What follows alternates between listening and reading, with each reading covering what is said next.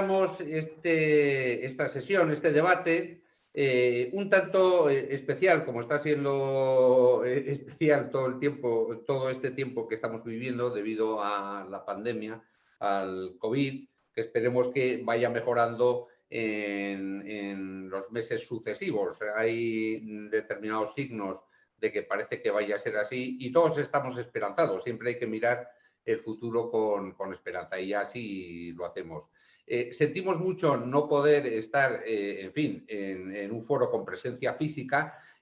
Siempre el calor humano hace mucho en todas estas cosas, pero a falta de eso, hoy la verdad que me siento absolutamente honrado. Tenemos el gran honor y el lujo de compartir estas conversaciones nucleares con el director general del Organismo Internacional de Energía Atómica de Viena, don Rafael Mariano Grossi, que es desde hace un año, como digo, director general del organismo. Director, si me permite, voy a introducirle, aunque, en fin, es muy conocido, pero como tenemos una audiencia muy diversa, yo creo que es bueno que le introduzca. Me voy a ayudar de unos papelitos porque realmente es impresionante, en fin, la trayectoria profesional y humana del director y, por tanto, por eso digo, me voy a ayudar de algunos papelitos. El señor Grossi es un diplomático con más de 35 años de experiencia en la esfera de la no proliferación y el desarme. Por tanto, es una de las personas, en fin, con mayor experiencia en este mundo que vivimos nosotros, que es el mundo nuclear. En el 2013 fue nombrado ya embajador de Argentina ante Austria y representante de Argentina ante el Organismo Internacional de Energía Atómica y otras organizaciones internacionales también con sede en Viena. Entre otros cargos, tuvo la posibilidad y el acierto en el 2015, cuando presidía la conferencia diplomática de la Convención sobre Seguridad Nuclear, que el lograr que se aprobara por unanimidad la Declaración de Viena sobre Seguridad Nuclear. En fin, declaración importantísima, de mucha trascendencia. Incluso el director estuvo trabajando directamente entre el 2010 y el 2013 como director general asistente para cuestiones de política y jefe de gabinete del organismo en Viena. Anteriormente había ostentado numerosos puestos diferentes superiores en el Servicio Exterior de Argentina, incluido el de director general de Asuntos Políticos. No solamente conoce el mundo nuclear, es realmente un caso realmente, yo creo, único, porque es doctorado en Historia y Política Internacional, con una maestría en Relaciones Internacionales y una licenciatura en Ciencias Políticas. Podría seguir hablando mucho más sobre su currículum, pero yo creo que entramos ya en el meollo de esta conversación. Buenos días, señor director. Muy buenos días, muchas gracias por la generosísima introducción.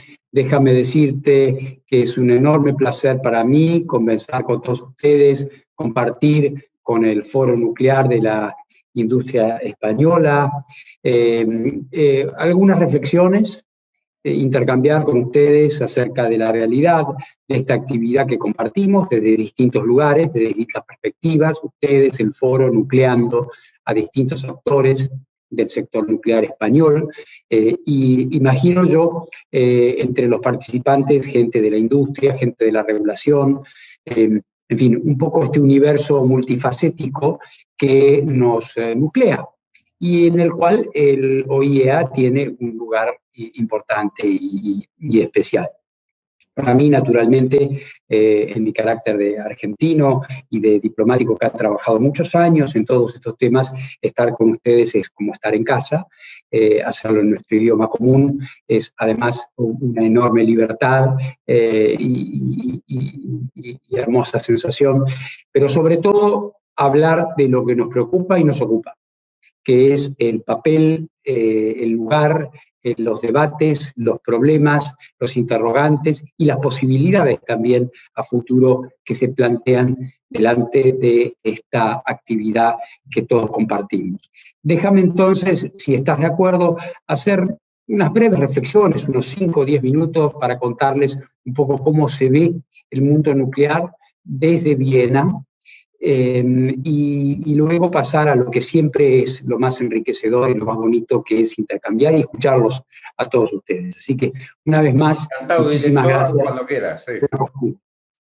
Muy bien, muchas gracias. Entonces, bueno, creo yo que no es errado decir que nos encontramos en general en la comunidad internacional en una situación bastante única. Bastante única porque la pandemia, en toda su dramaticidad y en todo lo que nos hace sufrir como sociedad humana, también ha puesto quizás sobre el tapete de manera más dramática que nunca la necesidad que existe de dar muchas veces, no todas, pero muchas veces, ciertas respuestas globales a ciertas cuestiones que se plantean frente a nosotros. La cuestión de la salud humana es evidente y se nos ha aparecido con toda su fuerza en esta forma. Pero también hay otras que incluyen la cuestión de la energía, vinculadas profundamente al cambio climático, que también es un problema que nos afecta a todos, y vinculada también a el bienestar de nuestros pueblos, de nuestras familias, de la gente, en la cual evidentemente la componente energética es una componente indispensable. Y las soluciones que los países planteen frente a este dilema que se nos presenta, más energía para economías que den más bienestar a más personas sin afectar el medio ambiente, ahora que la ciencia nos permite identificar y saber claramente cuáles son los efectos deletéreos que puede generar la actividad humana sobre el medio ambiente, son evidentemente situaciones nuevas que se plantean frente a nosotros. En ese marco se sitúa la energía nuclear. Todos los nucleares, y permítanme la simplificación para meternos a todos en una misma bolsa, todos los nucleares hemos vivido a lo largo de muchos años distintos ciclos bajo distintas etiquetas y que reflejaban distintos humores sociales y generales acerca de la industria nuclear. Se ha pasado desde la promesa de los 60 y de los 70, cuando la energía nuclear parecía tener un avance indetenido, avanzando hacia horizontes donde no se podía imaginar sino hacer más centrales. A pasar de eso a una depresión fuerte, motivada por cuestiones económicas, también por cuestiones sociales, también por accidentes como Three Mile Island o como Chernóbil, fundamentalmente. Luego, hacia finales de los 90 e inicios de los años 2000, se comenzó a hablar del Nuclear Renaissance, como una primera, diría yo, toma de conciencia de que podía existir una reconsideración o una revalorización de la actividad nuclear a la luz de la cuestión del medio ambiente, que se comenzaba a perfilar como un elemento importante. Recuerden ustedes la conferencia de Río y otros grandes eventos internacionales que fueron poniendo más y más el foco sobre el medio ambiente y cómo la generación energética, además de la actividad económica, por supuesto, planteaban este tipo de interrogantes. Luego el ciclo continuó hacia la apariencia de una nunca vista o no nata renacimiento nuclear, como si tal se hubiese frustrado y no existido nunca. El tema pasó también trabajosamente, las orcas caudinas de Fukushima, cuando en 2011 un nuevo accidente, luego podemos discutir ese y otros, si ustedes lo desean, pareció ser el canto finalmente, para algunos, el canto del cisne de la actividad nuclear en el mundo.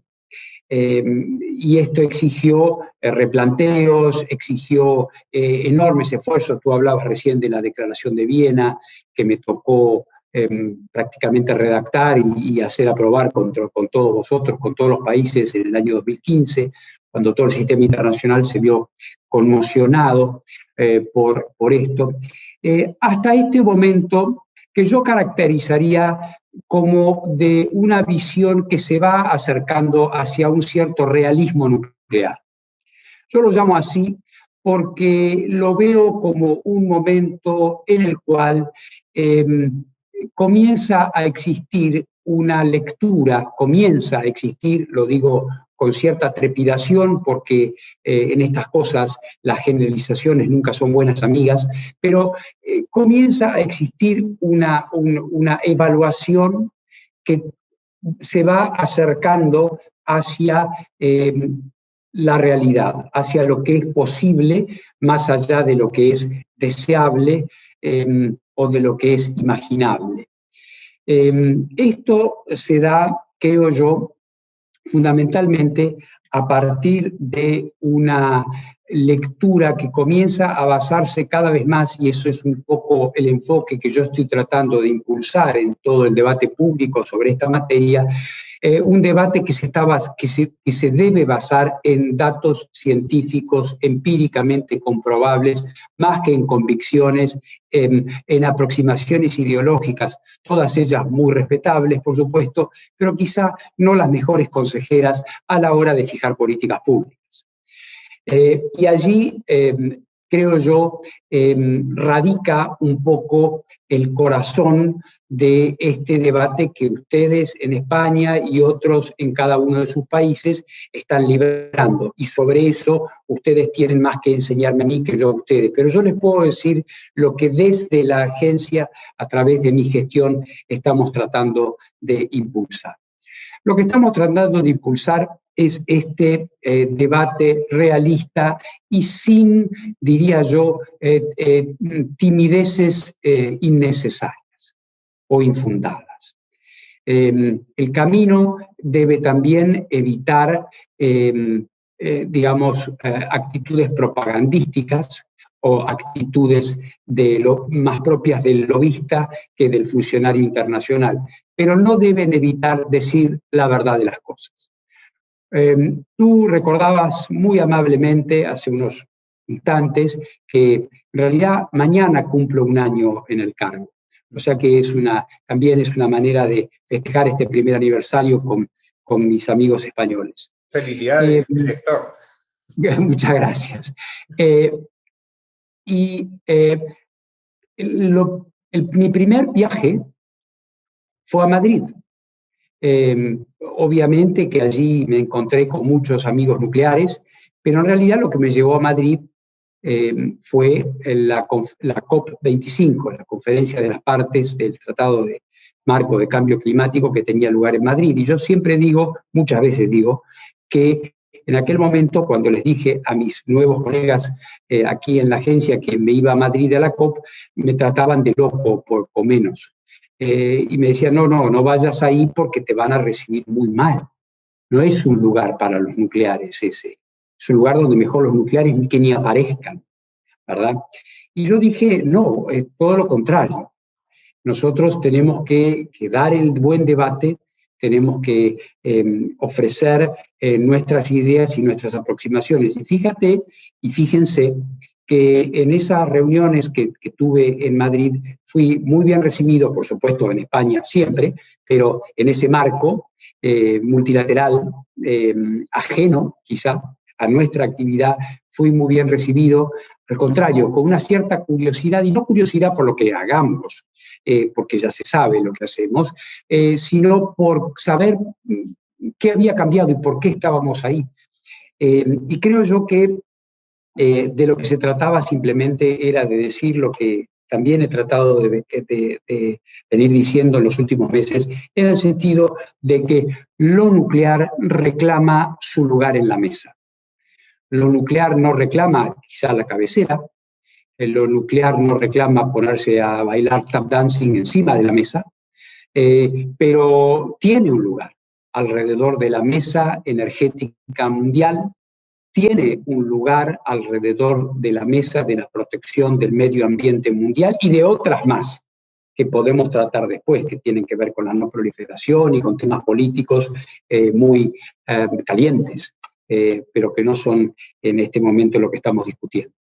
Por lo tanto, comenzamos esta tarea de aproximación a la cuestión desde una perspectiva científica, empírica y sobre todo muy abierta. Y creo yo que este es el camino a seguir. Me ha tocado en este marco también debatir y llevar mis ideas a Berlín, donde pude conversar muy positivamente con el gobierno del país que más seriamente y de manera más decisiva ha encarado el giro, el Energiewende, como dicen ellos, es decir, el gran giro energético alemán, y que en algunos sectores, no en todos, gubernamentales, pero en algunos sectores manifiesta una actitud de una cierta, digamos, prevención, por decirlo diplomáticamente, frente a la actividad nuclear. Pero lo cierto es que la actividad nuclear, que aporta entre el 10 y el 12% de la electricidad en todo el mundo, pero un tercio, nada menos, y un poco más quizá, de las energías limpias en el mundo, claramente tiene algo que decir. Y cuando digo esto, no lo estoy diciendo sencillamente sobre la base de una convicción, así fuera científicamente bien fundada. Lo estoy diciendo también sobre la base de los hechos. Cuando nosotros vemos la evolución del sector nuclear en el mundo, vemos claroscuros, naturalmente. Y me interesará saber cómo ven ustedes la situación propia en España. Pero lo que yo veo es un crecimiento importantísimo en China, en la India, en Rusia, la aparición de importantísimos nuevos actores nucleares como Turquía, como Bangladesh, la aparición de la energía nuclear en el Golfo, cosa que de haber sido evocada hace algunos años hubiésemos sido tildados de locos o utópicos o quizá beodos. Sin embargo, esto está ocurriendo en Emiratos, probablemente va a ocurrir pronto en Arabia Saudita y ciertamente va a ocurrir muy pronto en Egipto, nada menos, el país emblemático del mundo árabe. Además de otros países. En mi propia región, la continuidad de programas nucleares con un crecimiento anunciado en la República Argentina, en Brasil y en México también. En nuestra propia Europa, donde más allá de ciertas políticas nacionales existe en Hungría, en Polonia, en Eslovenia, en Eslovaquia, un fuerte interés por apostar a más en Ucrania a la industria nuclear. Quizá los que siguen la actividad nuestra a través de las redes sociales habrán visto nuestra reciente visita a Finlandia, que tuvo un doble aspecto, una doble caída, si quieres. En primer lugar, ver un país que de 30 pasa muy pronto al 40% de la energía nuclear con la entrada en operación de Olkiluoto 3 el año que viene. Y luego, naturalmente, lo que yo he denominado, y perdónenme el anglicismo, un game changer, un cambio, un parteaguas, un cambio en el juego con la entrada en operaciones de Onkalo, el depositorio final a profundidad geológica en la casi isla de Onkalo, también en el Báltico, que no se trata de algo nuevo. Tú lo sabes muy bien, como nuclear es algo de lo cual estamos familiarizados hace 40 años. Sin embargo, como en muchos otros órdenes de la vida, del 0 al 1 hay una gran diferencia. De que no exista algo a que exista algo, hay una gran diferencia de demostración, de viabilidad y de otros aspectos que podemos discutir más en detalle después. Quiero decir con esto, veo un sector nuclear que, como decía antes, tratamos de ver desde el realismo, lejos del catastrofismo y también de entusiasmos o visiones idealistas acerca del futuro del sector nuclear. Pero claramente hay una actividad que está en mucho crecimiento y que creo también puede llegar a tener otro momento clave, parecido, aunque no idéntico, al de la cuestión de los desechos nucleares en Onkalo, cuando el primer reactor mediano o pequeño, cualquiera sea el que llegue a ese punto, y ya hay algunos en construcción, incluido en mi país, entre en operación el primer SMR. Les puedo decir que por mi despacho pasan todos, y la avidez que existe en muchísimos países africanos y del Asia, que están esperando, como estamos todos esperando la vacuna, si es la Sputnik, si es la Pfizer, si es la Moderna o si es cual sea, lo mismo pasa con los SMRs. Recibo ministros de energía que me preguntan, director general, dígame cuál es el primer SMR al que podemos acceder, ¿cuándo va a suceder esto? Porque por todas las razones técnicas que ustedes conocen acaso mejor que yo. Por lo tanto, un momento, diría yo, interesante, un momento donde la industria nuclear ofrece una alternativa útil, una alternativa que da satisfacción a las necesidades energéticas de muchos países y en particular de muchas economías emergentes, una actividad que entonces aparece como viable a futuro en un momento en el que muchos debates y la necesidad de dar respuesta energética de una manera económicamente sustentable también es muy importante. Por eso yo querría ir cerrando esta introducción con esta idea de que la actividad vive un momento interesante y con muchas posibilidades, también con problemas, también con cuestionamientos y también, por supuesto, con legítimas decisiones nacionales, incluida la de España, de avanzar hacia una gradual desaparición de la actividad, que también, como toda decisión política, puede estar sujeta a variaciones y a cambios.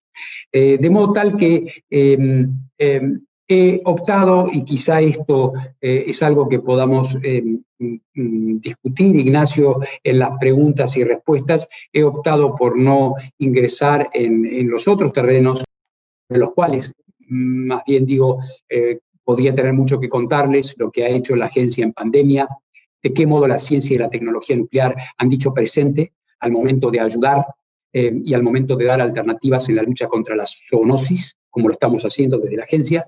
He optado también por no entrar en el terreno de la no proliferación y los problemas que siempre o que digamos, crónicamente tenemos en ciertos lugares del mundo, dejando esto librado al eventual interés que tengan los participantes en ingresar en ellos. Así que dejo aquí, Ignacio, esperando que este leve aperçu, como escuchabas en Francia, en tu vida parisina, te haya dado una base suficiente para animar el debate. Muchísimas gracias. Muchísimas gracias, director. Efectivamente, en fin, todo lo que ha hablado, director, es absolutamente interesante. A mí me parece muy importante el mensaje de que tenemos que ir por el mundo, los nucleares también, perdiendo la timidez. Yo creo que eso es importante, el hecho de que no tenemos que escondernos ni esconder nada, que pensamos que la energía nuclear sigue jugando y va a jugar en el futuro un papel muy importante. Ya veremos cuál es la evolución, pero en fin, los largos plazos hacen cambiar mucho las mentalidades también y que por tanto pues tenemos que ir con esa mentalidad. Aquí desde España, efectivamente, nosotros tenemos un calendario que nos permite seguir funcionando con las unidades nucleares, un calendario de cierre, un phase-out, pero evidentemente tenemos una industria nuclear muy potente en España.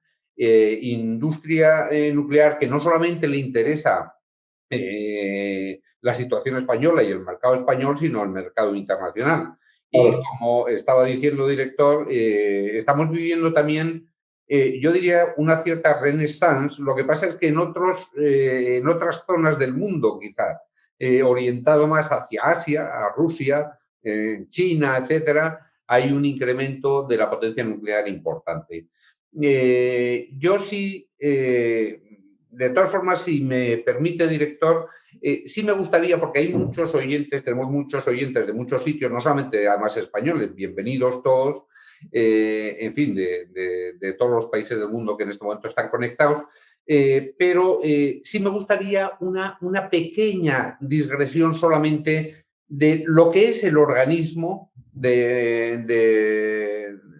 Viena, el organismo que dirige, cuáles son los objetivos y con qué se quedaría en estos 12 meses, que ya más o menos nos lo ha contado, pero si no le importa hacer una pequeña digresión sobre esto y contar un poco lo que hace el organismo. Muchas gracias, Ignacio, por la oportunidad de decirlo, porque muchas veces la gente ignora o también quizá tiene un preconcepto vinculado sencillamente a las inspecciones, ¿no? Esta especie de imagen del cancerbero nuclear, el watchdog, como dicen los anglosajones, que está ahí inspeccionando. Por supuesto, es una tarea indispensable e importantísima. Yo diría que, justamente como la deidad clásica romana Jano, nosotros tenemos como dos caras. El OEA tiene como dos caras, dos fases, ¿no? Por un lado está esta cuestión del control de la proliferación, que es importantísima porque es una tarea donde el OEA da una contribución muy clara a la paz y la seguridad internacional. Los ejemplos, Irán, Irak, Corea del Norte, Libia en su momento, Siria en su momento y otros casos donde la presencia del OIEA fue fundamental para decir la verdad de lo que estaba pasando. En muchos casos pudo prevenir conflictos y en otros casos no pudo hacerlo, pero dijo la verdad antes de que sucedieran esos conflictos. Y entonces el OIEA tiene este prestigio muy fuerte de que su tarea de inspección es incorruptible y que siempre, digamos, la comunidad internacional puede contar con la presencia de un cuerpo de inspectores independiente, de distinguidísimos españoles aquí entre nosotros, como tú sabes, sí. Que da esta garantía. Pero dejemos de lado esto por un momento. El OIEA además tiene la función fundamental en cuanto, por ejemplo, a lo que atañe a la industria y a la actividad nuclear, de ser la plataforma internacional única plataforma internacional existente de armonización, de fijación de estándares de seguridad y de guías de seguridad tecnológica y de seguridad física también, de safety y de security, que todos tenemos nacionalmente, por supuesto, pero existe la necesidad de contar con una plataforma donde se establezca un mínimo común denominador, porque es muy claro que la industria nuclear española tiene un récord impecable en todas estas áreas, pero la cadena se corta por el eslabón más débil. Entonces, si no vale de nada que España tenga una seguridad tecnológica y física maravillosa si en un país X, en otro lugar, no existen los estándares mínimos que se fijan aquí en el OIEA, y que es donde converge una verdadera comunidad epistemiológica y de reguladores y técnica que hace todo este tipo de tareas. Y también siendo el depositario de importantes tratados e instrumentos internacionales como la Convención de Seguridad Nuclear, la Convención Conjunta sobre Desechos y una cantidad de instrumentos y de tratados que todos los países hemos firmado para asegurar que nuestra actividad nuclear se hace de una manera que es segura para todos. Esto es un aspecto muy importante. Y otro aspecto importantísimo es el de la cooperación técnica, donde España es un dador, un benefactor, y no tanto un beneficiario. Pero debemos saber, no olviden que nosotros tenemos 172 países. De esos 172, hay 30 que tienen energía nuclear y quizá 60 que la quieren, y otros más que se preocupan de algunas cosas, pero hay un centenar para los cuales el OIEA es medicina nuclear y radioterapia, es seguridad de los alimentos que pueden irradiarse para evitar que las cosechas se pudran en los silos, es la posibilidad de utilizar las técnicas de esterilización de los insectos para eliminar la mosca tsetse o la mosca del Mediterráneo, que arruina también la producción de frutos y de productos que es esencial para la supervivencia de tantísimos países. Es la lucha contra las pandemias, es todo esto. Hay otro OIEA que los países industrializados como España quizás no ven, gracias a Dios, porque no tienen esa necesidad, aunque nos ayudan y mucho a dar esa asistencia. Por lo tanto, el OIEA tiene esta característica única de ser, por un lado, un organismo que da seguridad, que está presente en el mapa estratégico de los grandes de este mundo, porque controla la no proliferación y al mismo tiempo tiene esa mano extendida que ayuda a los países a dar medicina nuclear. Tenemos un programa, por ejemplo, para darte solamente un ejemplo, un programa amplísimo de lucha contra el cáncer de cuello de útero que mata a 300.000 mujeres por año, cuando en España el cáncer de cuello de útero prácticamente no mata a nadie, ¿verdad? Entonces, nosotros con el OIEA enseñamos, ponemos máquinas de radioterapia. La mitad de los países de África, no tienen ni una unidad de radioterapia en su territorio. O sea que fíjense ustedes todo lo que es el OIEA. Por lo tanto, el OIEA también es muchos de ustedes lo conocen y han venido muchas veces, pero somos el único organismo internacional que tenemos un campus científico-tecnológico con una serie de laboratorios a 40 kilómetros de Viena, en Seibersdorf, donde hacemos con científicos, con tecnólogos, con gente que está haciendo la ciencia que va detrás de todos estos proyectos.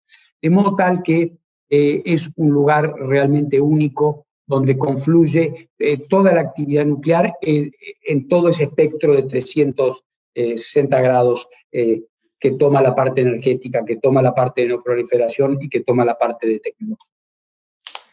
Director, con sus palabras, realmente a mí se me agolpan las ideas y las preguntas y las reflexiones. Creo que es importantísima la reflexión sobre la cooperación en el mundo nuclear.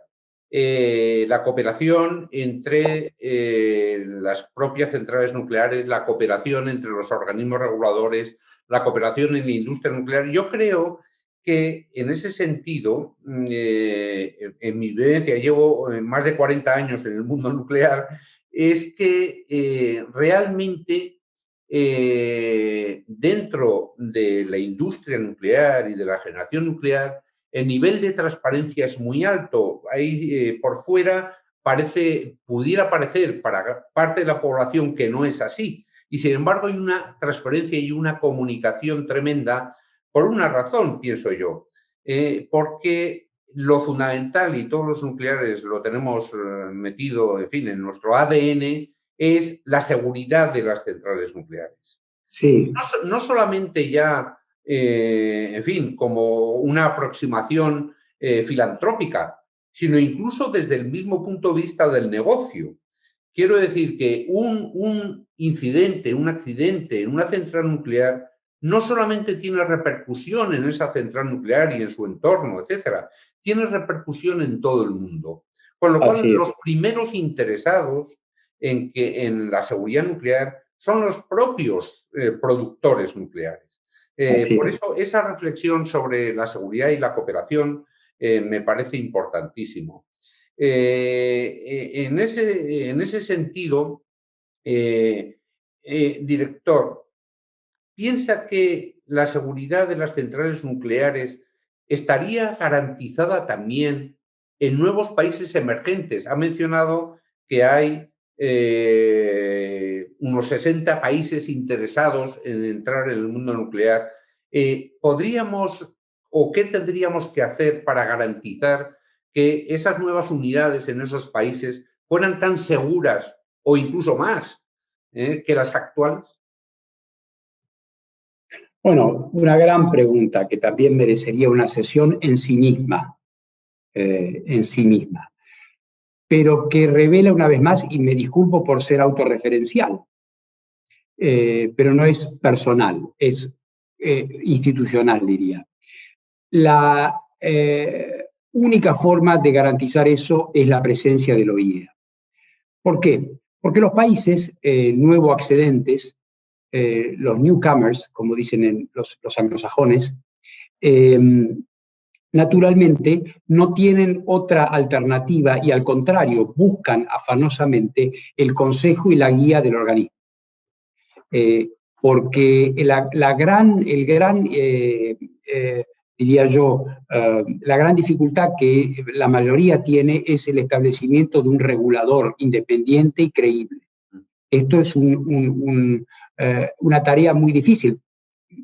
Fíjense ustedes, yo tengo una gran relación con Josep María Sereni Sender, presidente del Consejo en España, una institución señera importantísima, y aún en España tienen que trabajar mucho y el regulador tiene que actualizarse constantemente y tienen que estar encima de todos los nuevos estándares. Imagínense ustedes lo que puede suceder en un país, no hagamos nombres, pero en un país, digamos, en vías de desarrollo, en alguna región, donde la cuestión de tener los recursos humanos debidamente capacitados no es tan fácil. Por lo tanto, ahí la tarea del OIEA es una tarea formativa y preventiva. Es decir, formativa en cuanto a que nosotros entrenamos a la gente, les damos las capacidades, y también preventiva en cuanto a que somos, a través de las misiones de controles de pares que se hacen, somos una especie de, aún la normativa de seguridad nuclear no permite que haya inspecciones de seguridad. Ese es un tema futuro, ¿no? Es una deuda pendiente que hay, no hay inspecciones. No tengo como para salvaguardias inspectores que van y dicen, bueno, usted lo está haciendo mal. Pero existe algo bastante parecido que son las misiones de pares, peer reviews, que nos permiten a nosotros determinar los puntos buenos o los puntos flacos que existen en determinados lugares. Y es solamente la presencia del OIEA que lo puede garantizar, porque lógicamente ningún país va a aceptar que sea otro país el que regule o controle si lo está haciendo bien o lo está haciendo mal.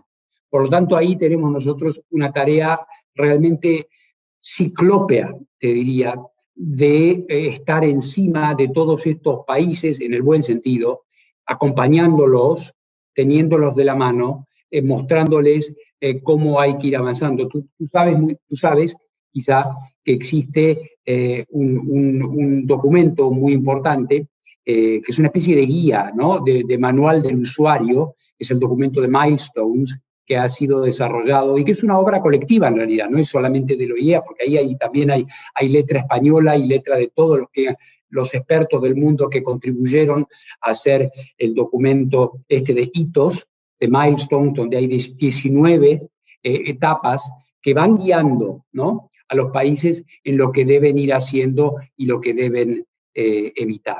Así que te agradezco que hayas puesto el foco sobre esa cuestión, porque la creación de una cultura de seguridad y de prácticas de seguridad que sean sustentables es muy difícil, y la única posibilidad que tenemos para realmente asegurarnos o tener garantías de que eso ocurre es a través de ese trabajo con el OIEA, que siempre es bienvenido, porque como tú sabes, y en el fondo esto te remite a la razón de ser, no solamente del OIEA, sino de las Naciones Unidas, que es que para muchos países es aceptable trabajar con el organismo internacional, y no tanto hacerlo bajo una imposición de nadie del exterior. Entonces, ahí es donde el OIEA presta un servicio al país en particular y al resto de la comunidad internacional para que tenga las garantías necesarias. Totalmente de acuerdo. Yo lo he vivido, he vivido esa experiencia y efectivamente ratifico sus palabras, director. Esto, además, personalmente tuve la oportunidad de participar y de comentar el documento de Milestones y creo que la aproximación es perfecta, basada fundamentalmente en la cooperación a través de la agencia, del organismo internacional, que yo creo que además se hace y se hace de forma efectiva. Volviendo a la situación de la energía nuclear actualmente y en el futuro. Estamos viendo cantidad de planes sobre la transición energética y estoy recibiendo ya algunas de las preguntas de nuestros oyentes y por eso y van en este sentido. Sí. La preocupación, estamos hablando de horizontes en el 2030, 2050, sobre cuál será, cómo será la transición energética, realmente moverá una cantidad monetaria, una financiación alucinante, impresionante, todas las obras en inversiones, etcétera. Y muchas preguntas vienen por, bueno, ¿y cuál será el papel de la energía nuclear en el 2030? ¿Cuál será en el 2050? Pensando en que es una energía base, es una energía efectivamente de no emisiones de CO2, en el que yo también tuve la oportunidad de participar en la reunión en el COP de Madrid y efectivamente también tengo que decir que nos recibieron muy bien, a pesar de que quizá no era nuestro medio ambiente natural, pero nos recibieron muy bien y, en fin, tuvimos la oportunidad de comentarlo. ¿Cuál es la visión desde el organismo del papel de energía nuclear 2030-2050, teniendo en cuenta el comentario, director, que nos ha hecho antes sobre también los Small Modular Reactors? Sí. Reactores actuales, los nuevos reactores, los pequeños. ¿Cuál es la visión del organismo en este sentido?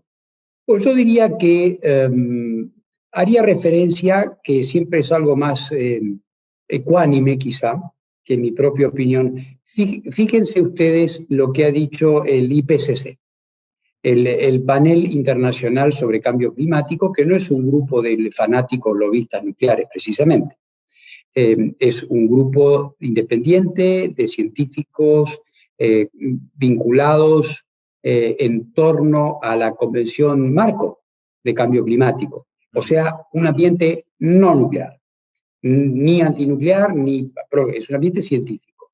Y todos los modelos que proyecta o que ha proyectado en sus informes el IPCC, en todos los modelos digamos, de compatibilización con los acuerdos instituidos en los acuerdos de París, indican que sin la componente nuclear sería muy difícil y acaso imposible llegar a este control y eventualmente reducción de la temperatura atmosférica a través de la actividad de generación energética. O sea que no lo decimos nosotros, no lo dice un lobby nuclear ni un grupo de amigos de la energía nuclear. Nosotros estamos trabajando, tú sabes, por primera vez también, muy estrechamente, y firmé esta misma semana un acuerdo con la Agencia Internacional de Energía, que tú como antiguo parisino conoces muy bien, dentro del marco de la OMC. Ellos también tienen un enorme y creciente interés, y por algo será, de trabajar con nosotros y de trabajar en la elaboración de informes prospectivos comunes. De modo tal que lo que se ve claramente es que, para volver a tu pregunta inicial, es que en cualquier modelo de transición energética o de evolución energética, el aporte nuclear es necesario. El dosaje de eso podrá variar, pero el aporte es claramente indispensable. Y nosotros también tenemos, desde esa filosofía que mencionaba al principio de mi introducción, tenemos una actitud abierta y colaborativa. En Madrid, por ejemplo, también tuve una reunión con mi colega, el señor Lacámara, del IRENA. Es decir, nosotros no pensamos que la compatibilidad, la complementariedad con las energías renovables, si tú estás mencionando que existen ambiciosas ideas al respecto en España, por ejemplo, donde se puede dar un modelo muy virtuoso de complementariedad nuclear renovable que muchos países están contemplando. Claramente es el caso de China, claramente es el caso de los Estados Unidos, claramente es el caso de Francia, para darte simplemente algunos ejemplos. Entonces, lo que nosotros estamos viendo es esto, es que los países que están avanzando seriamente y que saben que tienen metas muy difíciles de alcanzar en materia de descarbonización, ni se hacen la pregunta. Claramente están yendo a un aumento fuerte de lo nuclear para lograr una matriz que esté más o menos equilibrada con todas las renovables que van a poner en la red. O sea que eso va a ser, yo creo, un hecho científicamente probable y económicamente, yo creo, recomendable. Agregas tú en tu pregunta al final el tema de las nuevas tecnologías. Ahí yo creo que estamos apuntando más vale a lo que es los nuevos accedentes, es decir, los países que dicen, bueno, yo también me quiero sumar a esta tendencia, pero claramente no puedo poner un EPR, ni un Hualón, porque no me da el bolsillo. Solamente por tamaño sería imposible. No me da el bolsillo, no me da la red,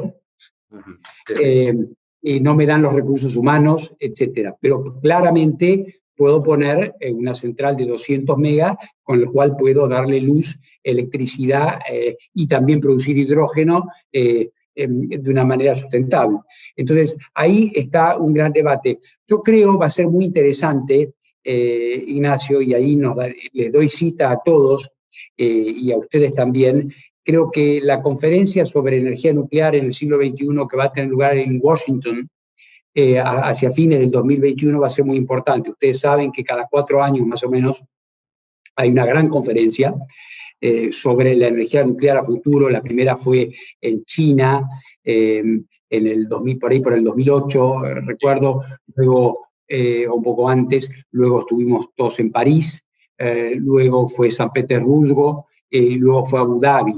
Y ahora la conferencia la vamos a organizar en Washington.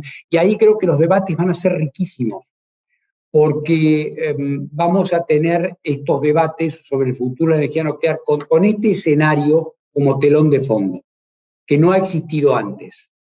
Antes, inclusive diría yo en Abu Dhabi o en París, antes que eso, no estaban los acuerdos de París, no estaba toda esta cuestión de la urgencia de la solución del tema del cambio climático. Por lo tanto, creo yo que faltaban algunos ingredientes sobre la mesa. Y va a ser interesante ver cómo la industria se perfila en este sentido, ¿verdad? Y creo yo que se han tomado últimamente algunas decisiones interesantes. Como tú has visto, Estados Unidos ha liberado fondos federales para la investigación y desarrollo de algunos de los proyectos más avanzados de SMRs.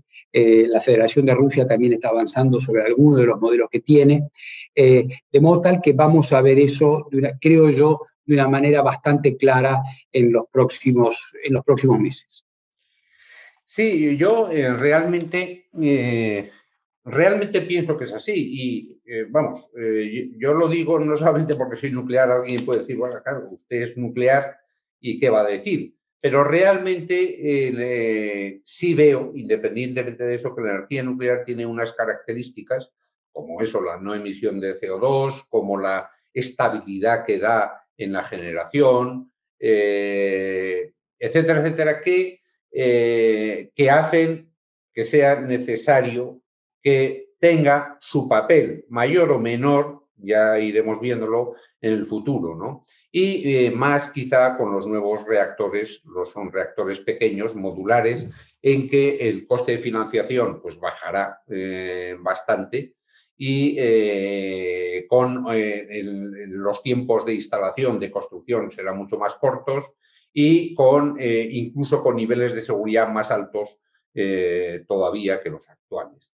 De todas formas, algo nos está fallando a nosotros en el mundo de la comunicación, porque quizá no sabemos comunicar bien. No sé qué mecanismos tenemos.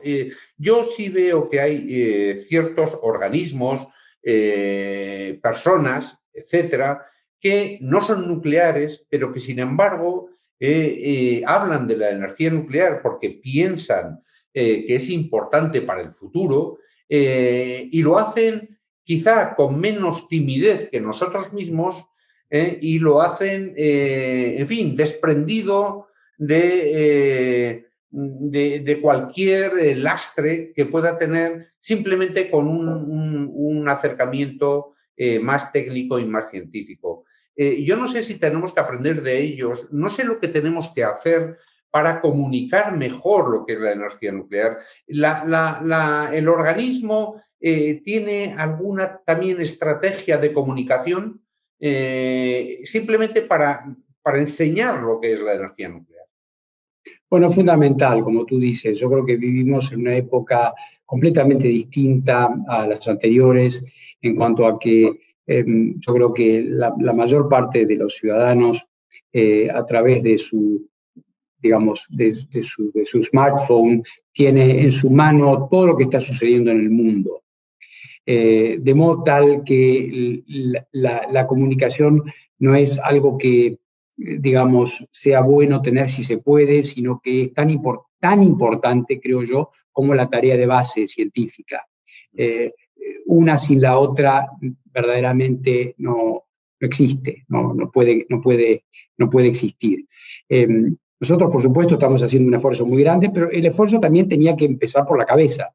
Y creo yo que es importante que el director general diga las cosas como son.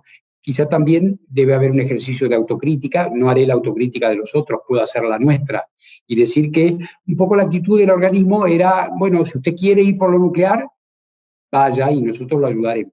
Eso no es lo que dice el estatuto de la OIEA. Y eso yo lo tuve muy claro como candidato. Yo para estar donde estoy tuve que ganar una elección, ¿verdad? Y supongo que motivó a los 24 sobre 35 miembros de la Junta que me votaron favorablemente, quizá, acaso, también la idea de que nosotros teníamos que decir las cosas como son y que el Estatuto de la OEA, en su artículo 1 y 2, dice que nuestra tarea es promover la más grande, digamos, difusión y utilización de la energía nuclear con fines pacíficos. Por lo tanto, mientras no me cambien el estatuto es como la Constitución para el jefe de gobierno en España, ¿verdad? Entonces, tenía que haber una sintonía, por lo menos en cuanto a nosotros, en cuanto a lo que es el OEA. Y a partir de ahí hemos tratado y estamos tratando de dar, no quiero decir la batalla, parece muy épico, ¿no? Muy dramático, pero sí estar realmente muy presentes allí donde se nos dé la bienvenida y en todo debate donde sea posible hacerlo, ¿verdad? Yo antes de ir a Berlín hablé con el Spiegel, ¿verdad? Y le dije, pregúntenme lo que quieran, díganme las cosas más horribles, ¿no? Para eso estamos. Hablemos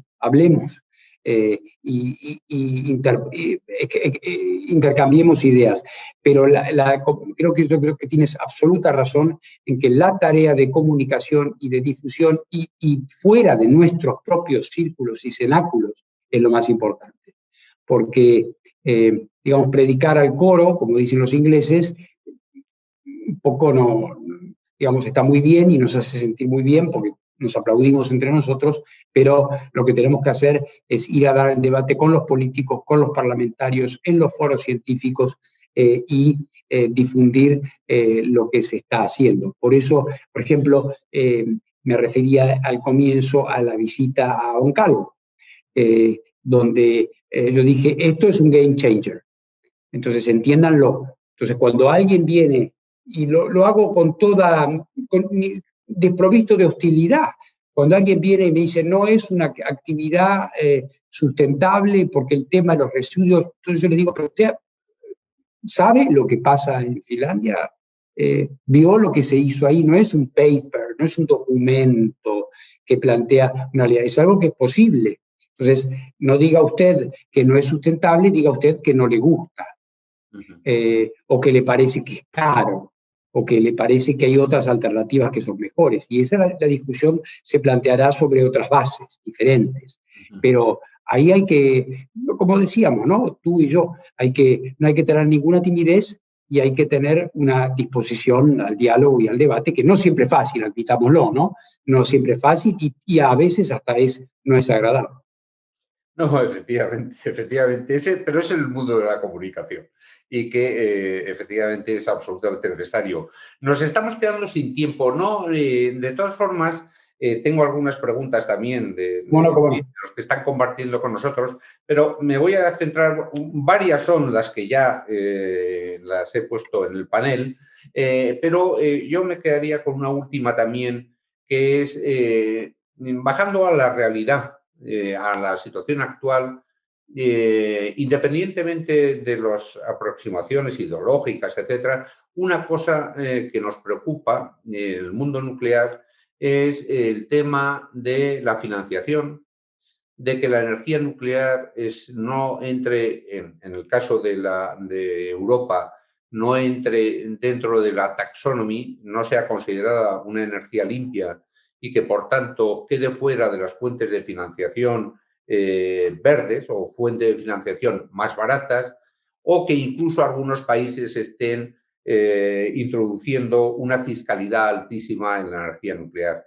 Yo no sé cómo estamos intentando combatir todo esto, pero una de los riesgos que tenemos, que es la gran preocupación, es que se asfixie finalmente a la energía nuclear.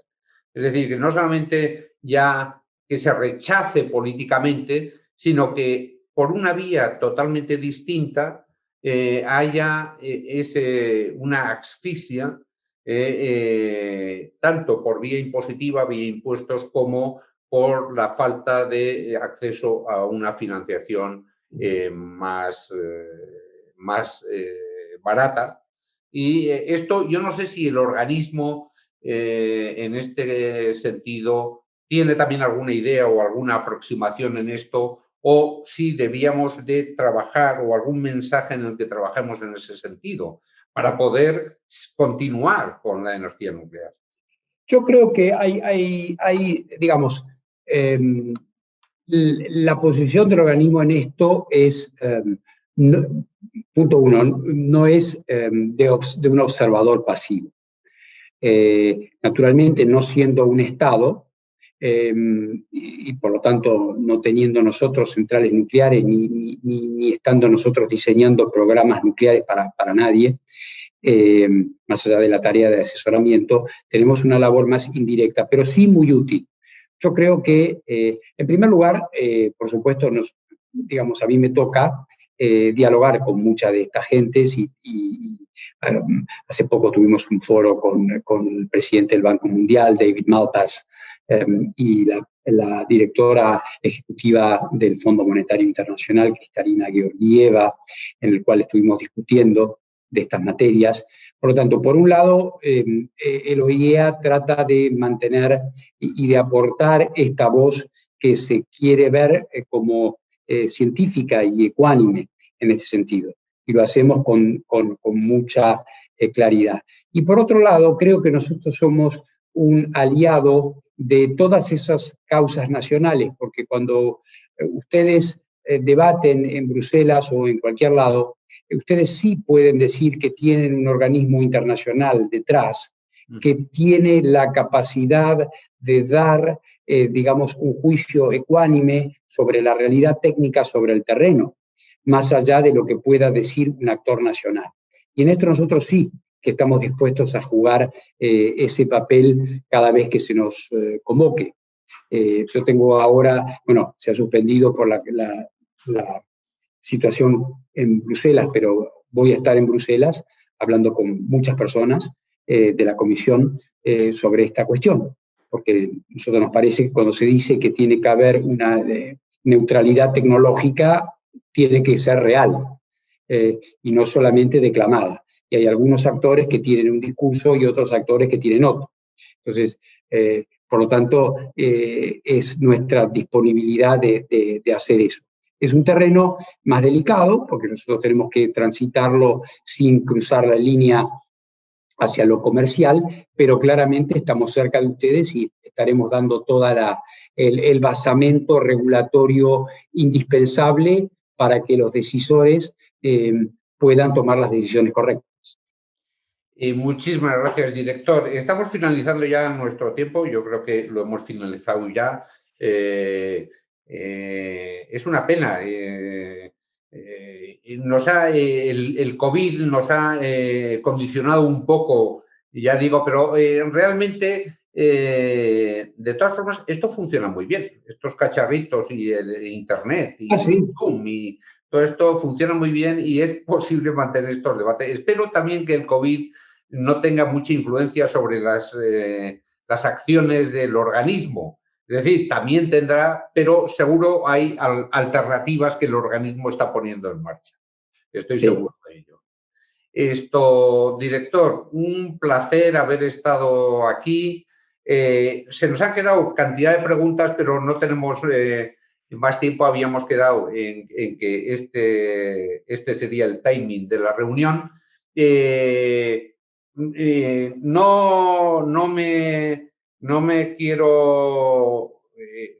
No quiero cerrarme a posibles reuniones futuras sin abusar de la paciencia, director, pero porque yo creo que ha sido muy interesante. Nos hemos quedado, como dicen que hay que quedarse cuando se come, con un poco de hambre.